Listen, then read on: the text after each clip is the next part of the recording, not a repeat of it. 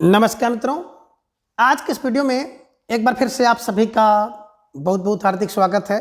हम आशा करते हैं कि आप सभी स्वस्थ होंगे, मस्त होंगे और पूरी तरह से अपनी तैयारी में व्यस्त होंगे।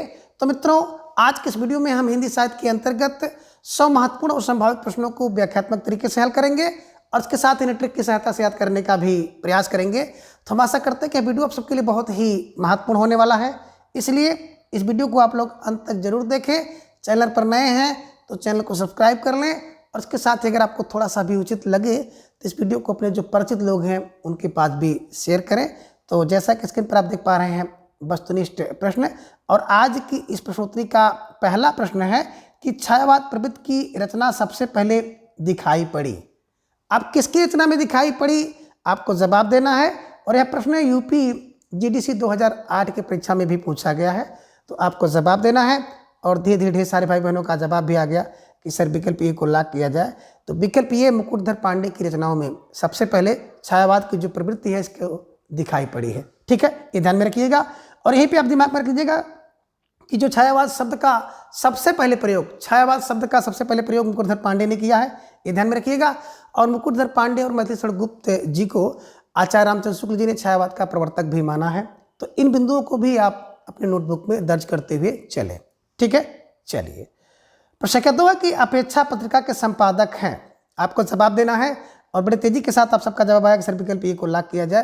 तो विकल्प ए तेज सिंह इज राइट आंसर, है ना, बिल्कुल सही जवाब। कैसे दिमाग में बैठाना है, तो आप कहते हैं ना कि इनकी अपेक्षा ये तेज है, जैसे आप कहते हैं राम की अपेक्षा श्याम तेज है, श्याम की अपेक्षा घनश्याम तेज है। तो अपेक्षा तेज तेज सिंह, ध्यान में रखिएगा। स्टार लगाकर अपने नोटबुक में दर्ज कर लीजिए। ठीक है, चलिए। प्रश्न कहते हैं कल्पना पत्रिका के संस्थापक कौन थे। अब कल्पना पत्रिका के संस्थापक कौन थे, आपको जवाब देना है। और आपका जवाब भी आ गया, अक्सर विकल्प बी को लॉक किया जाए। विकल्प B Badri Vishal is right answer, बिल्कुल सही जवाब। बेहद सुंदर तैयारी आप सबकी यहाँ पर दिख रही है और आपको अपनी तैयारी को बेहतर से बेहतर करना है। बात करें कल्पना पत्रिका की, तो कल्पना पत्रिका सबसे पहले हैदराबाद से, है ना, प्रकाशित होती थी वर्ष 1949 में। तो इसके संस्थापक की बात की जा रही है, तो इसके पहले संस्थापक थे आर्यन शर्मा, ये ध्यान में आप रखिएगा। बद्री विशाल जी इस विकल्प के अनुसार उसके सहायक थे, तो सहायक के अनुसार विकल्प में बद्री विशाल है, ध्यान में रखिएगा। इनके अलावा जगदीश मित्तल भी थे, गौतम राय थे और मुनींद्र भी थे, तो ये ध्यान में रखिएगा। कल्पना पत्रिका की अगर मुख्य बात करें ना संस्थापक, तो आर्यन शर्मा है और ये सहयोगी में बद्री विशाल हैं, जगदीश मित्तल हैं, गौतम राय हैं और मुनींद्र हैं, ये ध्यान में रखिएगा। 1949 हैदराबाद से प्रकाशित होती थी। ठीक है, चलिए स्टार लगाकर इसे भी अपने नोटबुक पे दर्ज करते हुए चलें।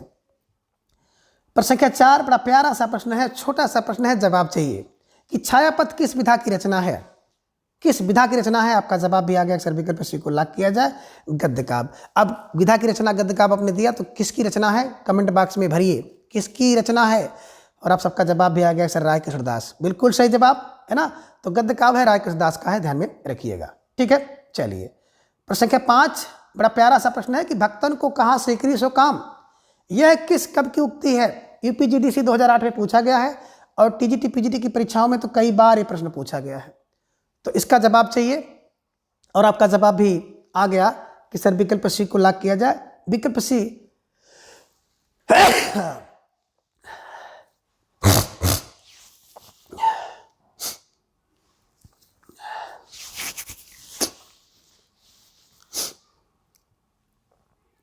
तो आपका जवाब भी आ गया कि सर विकल्प सी को लॉक किया जाए। तो विकल्प सी कुंभन दास इज राइट आंसर, है ना।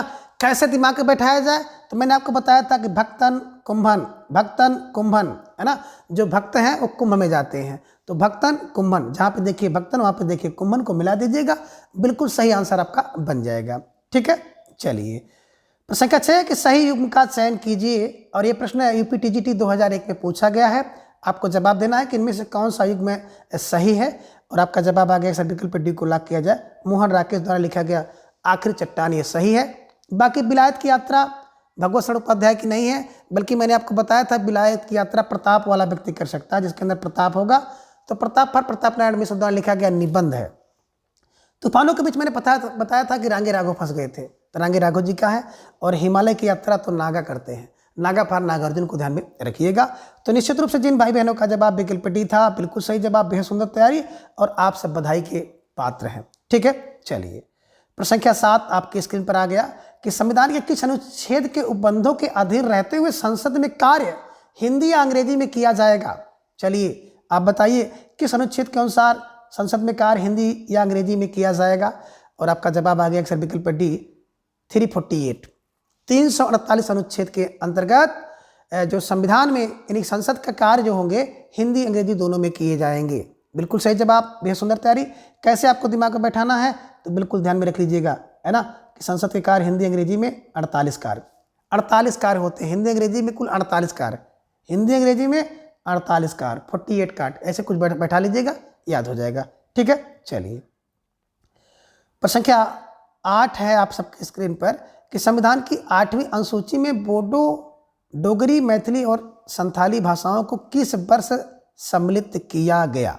ये प्रश्न है कि बोडो, डोगरी, मैथिली और संथाली को किस वर्ष सम्मिलित किया गया था। आपसे वर्ष पूछ रहा है तो आपका जवाब भी आ गया सर, विकल्प सी को लॉक किया जाए, 2003 इज राइट आंसर। डोडो लिली 2003 में हमने क्या ले ली, डोडो ले ली, डोडो लिली, डोडो फार बोडो, डोगरी, लिली फार मैथिली और संथाली।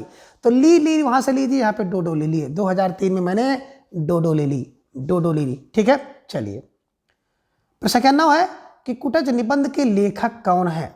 जवाब आपको देना है और आपका जवाब आ गया अक्सर विकल्प डी को लॉक किया जाए, Hazari Prasad Dwivedi is right answer, है ना। देखिए कोई कुटज होते हैं, 1-2 नहीं होते बल्कि 64 होते हैं, 64,000 पर हजारी प्रसाद द्विवेदी द्वारा लिखा गया है 1964 में, ये निबंध है, ध्यान में रखिएगा। ठीक है, चलिए प्रश्न संख्या 10 है प्रशिष्टि उपन्यास किस विषय पर केंद्रित है। आपको जवाब देना है कि प्रशिष्टि उपन्यास किस विषय पर केंद्रित है। आपका जवाब आया कि सर विकल्प डी को लॉक किया जाए, राजनीति इज राइट आंसर, है ना।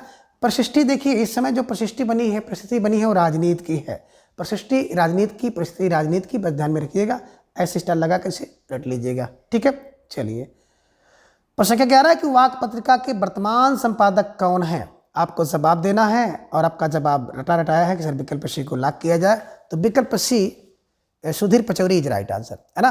देखिए जो वाक है ना, वाक ऐसी होनी चाहिए, पचौरी होनी चाहिए, पचने वाली वाक होनी चाहिए, ऐसी वाक ना बोलो कि पचे ना, तो वाक पचौरी, पचौरी फार सुधीर पचौरी को ध्यान में रखिएगा। ठीक है, चलिए और आगे प्रश्न क्या 12 है कि पाल शब्द की बहुमान व्युत्पत्ति है, यानी कि पाल शब्द की बहुमान व्युत्पत्ति के विषय में कौन सा विकल्प सही है।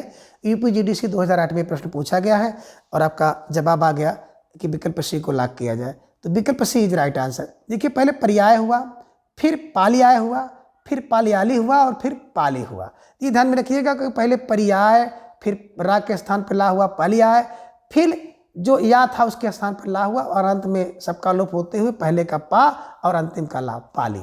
ठीक है, ये ध्यान में रखिएगा, स्टार लगाकर इसे अपने नोटबुक में दर्ज कर लीजिएगा। ठीक है, चलिए प्रश्न संख्या 13 है कि पाली भाषा के सर्वप्रधान व्याकरण है। अब पाली भाषा के सर्वप्रधान व्याकरण कौन है, यूपीजीडीसी 2008 में प्रश्न पूछा गया है, तो आपको जवाब देना है प्रश्न संख्या 13 का, और धीरे धीरे ढेर सारे भाई बहनों का जवाब भी आ गया कि सर विकल्प ए को लॉक किया जाए, कच्चायन इज राइट आंसर, है ना। देखिए बात करते हैं पाली के सर्वप्रधान, पाली भाषा के सर्वप्रधान व्याकरण कौन है, वो व्याकरण है जो व्याकरण को करते हैं, है ना, कच्चायन, कच्चायन ध्यान में रखिएगा। ठीक है, चलिए प्रश्न संख्या 14 की रचना के दृश्य क्रिया के भेद, आपको जवाब देना है और आप में से ढेर सारे भाई बहनों का जवाब आ गया अक्सर विकल्प, है ना, बी को लॉक किया जाए, 2 भेद होते हैं। तो रचना के दृश्य क्रिया के 2 भेद होते हैं, ये ध्यान में रखिएगा। ठीक है, चलिए प्रश्न संख्या 15 की यार अलावा व्यंजनों को कहते हैं, तो यार अलावा व्यंजनों को क्या कहते हैं, यूपी पीसीएस 2013 में प्रश्न पूछा गया है और आपका जवाब भी आ गया सर विकल्प बी को लॉक किया जाए, विकल्प बी अंतस्थ व्यंजन कहते हैं, बिल्कुल सही जवाब, है ना। और बड़ी सुंदर तैयारी आप सबके यहाँ पर दिख रही है। प्रश्न संख्या 16 के सदियों का संताप किस कवि की कृति है। आपको जवाब देना है कि सदियों का संताप किस कवि की कृति है, और आपका जवाब भी आ गया कि सर विकल्प सी को लॉक किया जाए, Om Prakash Valmiki is right answer, है ना। देखिए सदियों का संताप कौन, बोले सर वाल्मीकि। सदियों का संताप कौन झेल रहा है, बोले सर वाल्मीकि झेल रहे हैं, तो वाल्मीकि फार ओम प्रकाश वाल्मीकि को ध्यान में रख लीजिएगा, मैंने आपको ऐसे ही रटाया है। ठीक है, चलिए प्रश्न संख्या 17 है कि मनु भंडारी ने अपनी किस कृति का स्वयं नाट्य रूपांतरण किया है। ये राजस्थान टीजीटी 2011 में प्रश्न पूछा गया है कि किस उपन्यास का, आप कह सकते हैं कृति है तो मैंने आपको इतना हिंट दे दिया, किस उपन्यास का रूपांतरण इन्होंने नाटक में किया है। तो आपका जवाब भी आ गया, अक्सर विकल्प बी को लॉक किया जाए, महाभोज, है ना। अब जैसे महाभोज की बात आएगी तो महाभोज इनका एक उपन्यास था जिसे मनु भंडारी जी ने वर्ष 1979 में 1 में लिखा था और इसी के 4 साल बाद यानी कि 1983 ईस्वी में इसी उपन्यास का इन्होंने नाटक में रूपांतरण कर दिया था। तो ये आपको ध्यान में रखना होगा, यहाँ से कई प्रश्न बन सकते हैं, है ना। कब रूपांतरण किया, तो 1983 में। कब उपन्यास लिखा गया, 1979 में। उपन्यास का नाम महाभोज है और इसी का रूपांतरण महाभोज नाम से ही नाट्य में किया गया है, ये आपको ध्यान में रखना होगा। तो बिल्कुल जिन भाई बहनों का जवाब विकल्प बी था, बिल्कुल सही जवाब, बेहद सुंदर तैयारी और निश्चित रूप से आप सब बधाई के पात्र हैं। प्रश्न संख्या 18 है कि देव रचित अष्टयाम ग्रंथ की विषय वस्तु है। राजस्थान टीजीटी 2011 में प्रश्न पूछा गया है। विकल्प ये कह रहे कि आश्रयदाता आजम शाह की प्रशस्ति है, रसों का विवेचन है, नायिका भेद है या नायक नायिका के विविध विलासों का वर्णन है। तो आपको उत्तर देना था और आपने उत्तर भी दे दिया कि सर विकल्प डी को लॉक किया जाए, नायक नायिका के विविध विलासों का वर्णन है। तो देव की अष्टयाम में क्या होता है, बोले सर देव की जो अष्टयाम में नायक नायिकाओं का विलास होता है। तो इसे ध्यान में रख लीजिएगा और इसको ऐसे ही याद करिएगा कि देव की अष्टयाम में नायक नायिकाओं का विलास होता है। तो विलास फार विलास का वर्णन है, ठीक है। चलिए प्रश्न संख्या 19 है कि भारत सरकार के शिक्षा मंत्रालय के अधीन वैज्ञानिक और तकनीकी शब्दावली आयोग की स्थापना किस सन में यानी कि किस ईस्वी सन में हुई थी। यूपीजीडीसी 2012 में प्रश्न पूछा गया है और आपका जवाब बड़े तेजी के साथ आ गया कि सर अगर हम लोग बात करते हैं ना कि शब्दावली आयोग का स्थापना, विकल्प बी 1961 इज राइट आंसर और इसमें 12 नियम पारित किए गए थे, ये भी आप ध्यान में रख लीजिएगा, ठीक है। चलिए प्रश्न संख्या 20 है कि लाठी शब्द का अर्थ सहारा किस विकास की किस प्रक्रिया के अंतर्गत होता है। यानी कि जो लाठी शब्द का अर्थ आप सहारा से लेते हैं तो ये अर्थ के विकास की प्रक्रिया के अंतर्गत आता है, किसके अंतर्गत आता है, आपको जवाब देना है। आपका जवाब आ गया, अक्सर विकल्प डी को लॉक किया जाए, आमूर्तिकरण के अंतर्गत आता है, ठीक है। चलिए प्रश्न संख्या 21 है कि डॉक्टर धीरेन्द्र वर्मा ने वैदिक ध्वनियों की संख्या मानी है और ये प्रश्न यूजीसी नेट 2013 में पूछा गया है। तो आपका जवाब आ गया, अक्सर विकल्प ए को लॉक किया जाए। विकल्प ये है ना, 13 स्वर 39 व्यंजन कुल 52 वर्ड, ठीक है, धीरेन्द्र वर्मा के अनुसार, ठीक है। चलिए प्रश्न संख्या 22 है कि अकाल में सारस किस कवि की कविता संग्रह है। अकाल में सारस किस कवि की कविता है, किस कवि की रचना है, आपको जवाब देना है और धीरे धीरे ढेर सारे भाई बहनों का जवाब आ गया, सर विकल्प सी को लॉक किया जाए, है ना।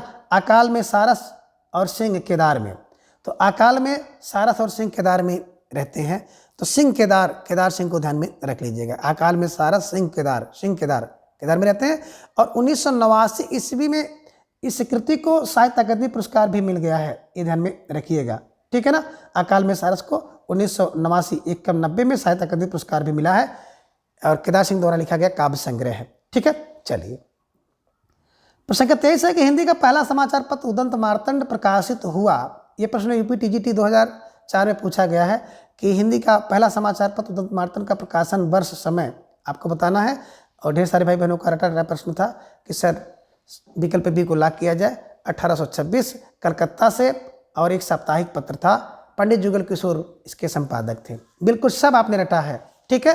तो स्टार लगाकर इसे अपने नोटबुक में दर्ज कर लीजिए। अभी इसी से एक आध प्रश्न और आपको देखने को मिलेंगे, ठीक है। चलिए प्रश्न संख्या 24 है, आचार्य शुक्ल ने एडविन अर्नाल्ड के आख्यान काव्य जिसका नाम है लाइट ऑफ एशिया का बुद्ध चरित्र के नाम से किस भाषा में अनुवाद किया, है ना।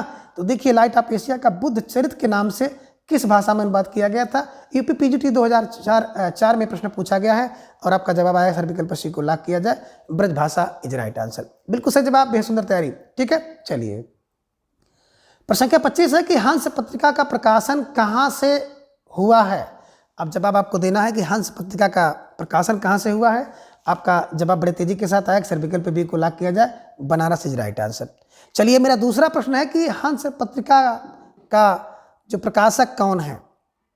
बिल्कुल ढेर सारे भाई बहनों का जवाब आ गया कि प्रेमचंद, है ना।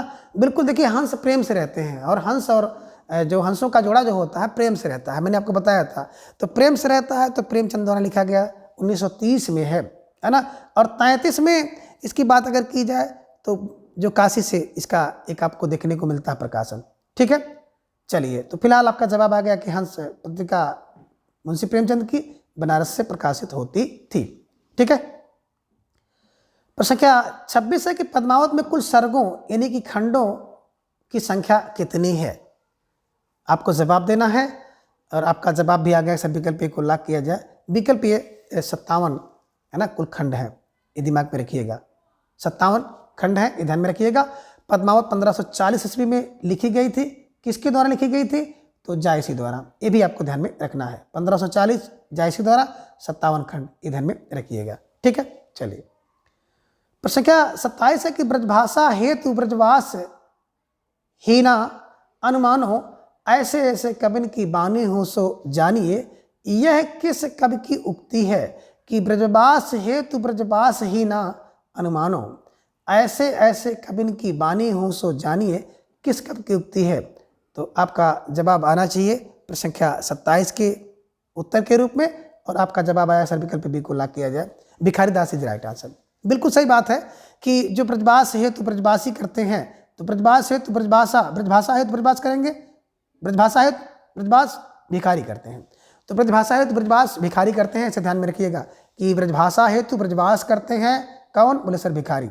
तो भिखारी फार भिखारी को ध्यान में रख लीजिएगा कि भिखारी दास की पंक्ति है। ठीक है, चलिए, प्रश्न संख्या 28 है कि बोलगा से गंगा विधा की दृष्टि से है, यानी कि बोलगा से गंगा किस विधा की रचना है? आपका जवाब आ गया। कुछ लोगों ने यात्रा को दे दिया, लेकिन सही जवाब विकल्प बी है, कथा, है ना। तो बोलगा से गंगा की बात जैसे आपके दिमाग में आएगी, ध्यान में रख लीजिए, स्टार लगा लीजिएगा, है ना। ये कहानी संग्रह है, ये ध्यान में आपको रखना होगा कि बोलगा से गंगा राहुल संकृतायन जी की रचना है, एक कहानी संग्रह है, ध्यान में रखिएगा। तो कहानी संग्रह है तो विकल्प बी एक कथा है, ये ध्यान में रखिएगा। ढेर सारे भाई बहन विकल्प डी के पास पहुंच गए थे, तो बिल्कुल आप अपने को सही कर लीजिए। अगर डी के पास थे तो गलत थे।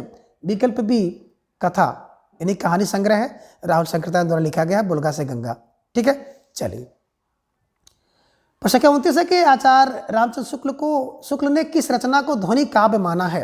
यूपी जीडीसी 2012 में प्रश्न पूछा गया है कि आचार्य शुक्ल के अनुसार ध्वनि काव्य माना जाता है किस रचना को? विकल्प आपके सामने है और धीरे धीरे ढेर सारे भाई बहनों का जवाब आ गया कि सर प्रश्न संख्या 29 का विकल्प ये को लॉक किया जाए, सूर्यकृति भ्रमर गीत को, है ना, रामचंद्र शुक्ल जी ने ध्वनि काव्य कहा है, ध्यान में रखिएगा।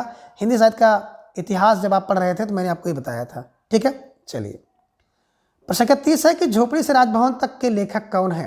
प्यारा सा प्रश्न है और कई बार परीक्षा में पूछा भी गया है, और इस प्रश्न को तो बिल्कुल आपको गलत नहीं करना है, और आपका जवाब भी आ गया कि सर विकल्प बी को लॉक किया जाए, माता प्रसाद गुप्त, है ना। बिल्कुल सही जवाब। मैंने आपको बताया था ऐसे ही क्लू से झोपड़ी से राजभवन तक कौन पहुंचती है? माता पहुंच सकती है।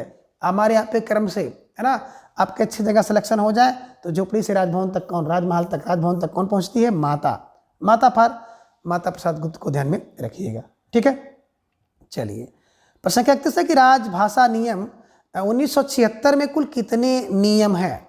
देखिए, एक राजभाषा नियम 1961 में देखा था, ये दूसरा है 1976 में कुल कितने नियम हैं, और आपका जवाब आना चाहिए। और धीरे धीरे ढेर सारे भाई बहनों का जवाब आ गया सर विकल्प सी को लॉक किया जाए, तो विकल्प सी 12 नियम है, ध्यान में रखिएगा। ठीक है, चलिए, प्रश्न संख्या 32 है कि उच्चतम न्यायालय उच्च न्यायालयों में अधिनियमों विधेयकों आदि के लिए प्रयोग की जाने वाली भाषा का उल्लेख संविधान के किस अनुच्छेद में है? अब आपको जवाब देना है कि उच्चतम न्यायालय उच्च न्यायालय विधेयकों के लिए प्रयोग की जाने वाली भाषा का उल्लेख संविधान की किस अनुसूची में है? प्रश्न संख्या 32 का जवाब, और आपका जवाब इसके पहले से मिलता जुलता प्रश्न मैंने हम लोगों ने किया था कि 348, है ना, 348 में, वहाँ पर क्या था कि अंग्रेजी और हिंदी भाषा में, है ना, तो बिल्कुल 48 कार्य मैंने बताया था। तो ये भी ध्यान में रखिएगा, उच्चतम न्यायालय उच्च न्यायालय और विधेयक के लिए प्रयोग की जाने वाली भाषा का उल्लेख 348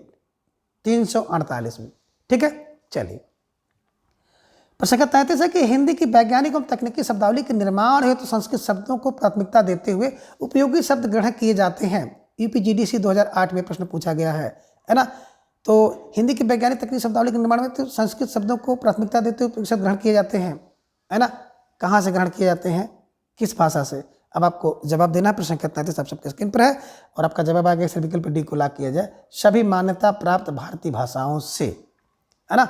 जब भी हिंदी की वैज्ञानिक और तकनीकी शब्दावली का निर्माण किया जाता है तो जितनी भी मान्यता प्राप्त भारतीय भाषाएं हैं सभी भारतीय भाषाओं से ये शब्दों को यूज किया जाता है, प्रयोग किया जाता है।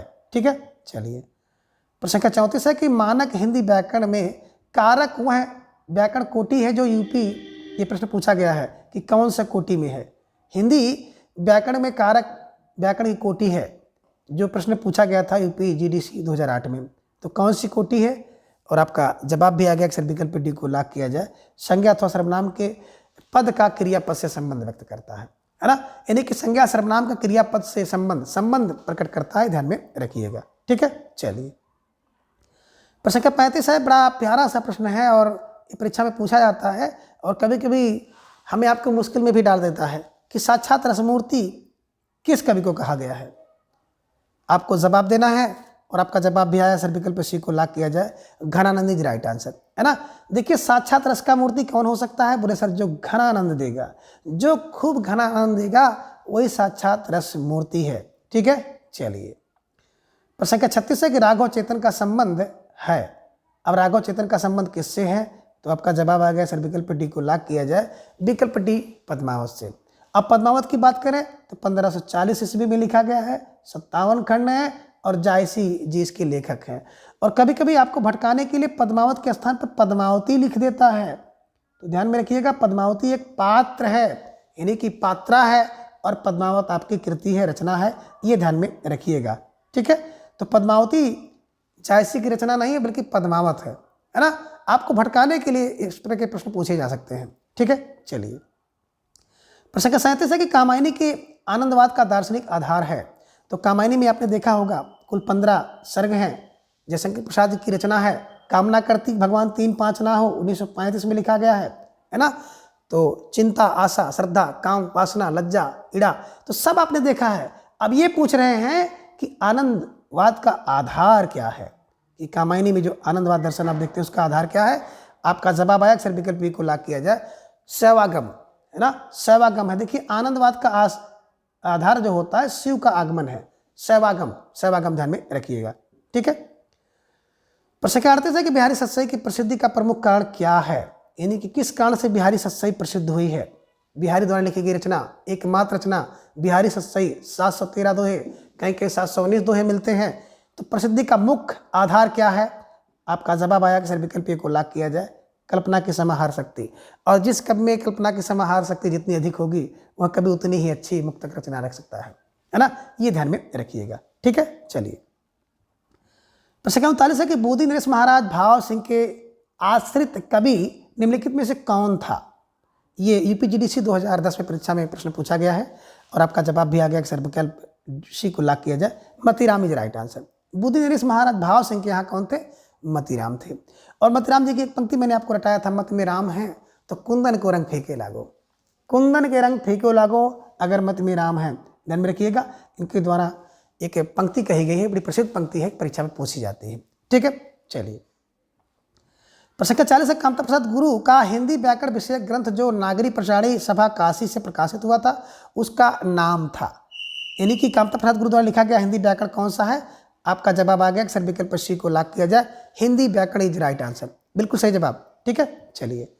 प्रश्न संख्या 41 है कि देवनागरी लिपि का विकास किस लिपि से हुआ है। तो आप सबका रटा प्रश्न है और आपका जवाब भी आ गया, सर विकल्प सी को लॉक किया जाए, ब्रह्मी लिपि इज राइट आंसर। जो देवनागरी लिपि का विकास हुआ है वो ब्रह्मी लिपि से हुआ है, बिल्कुल सही जवाब। बेहद सुंदर तैयारी आप सबकी यहाँ पर दिख रही है। प्रश्न संख्या 44 है कि सुनीत कुमार चटर्जी ने आधुनिक भारतीय आर्य भाषाओं के अंतर्गत पूर्वी हिंदी को किस शाखा के भीतर रखा। आप पूर्वी हिंदी को किस शाखा के अंतर्गत रखते हैं सुनीत कुमार चटर्जी? आपको जवाब देना है। प्रश्न संख्या 42 आप सबके स्क्रीन पर है, थोड़ा सा विचार करके प्रश्न का जवाब दीजिएगा, नहीं तो गलत हो सकता है। और आपका जवाब आ गया, सर विकल्प सी को लॉक किया जाए, विकल्प सी प्राची इज राइट आंसर। ठीक है, बिल्कुल सही जवाब। प्रश्न का 43 है। प्रश्न के स्तर को समझिएगा कि सर्वनाम का रूपांतर किस कारण से नहीं होता है, यानी कि जो सर्वनाम शब्द है उसका रूपांतर किस आधार पर नहीं होता है। आपको जवाब देना है और आपका जवाब भी आ गया। अक्सर विकल्प बी को लॉक किया जाए, लिंग इज राइट आंसर, है ना। देखिए जो सर्वनाम का रूपांतर होता है लिंग के आधार पर नहीं होता है, जैसे वह पुल्लिंग के लिए और वह स्त्रीलिंग के लिए भी होता है, ये ध्यान में रखिएगा। तो लिंग के आधार पर सर्वनाम का रूपांतर नहीं होता है, ठीक है। प्रश्न का 44 है कि हिंदी के सर्वनाम में कारक के कितने भेद होते हैं।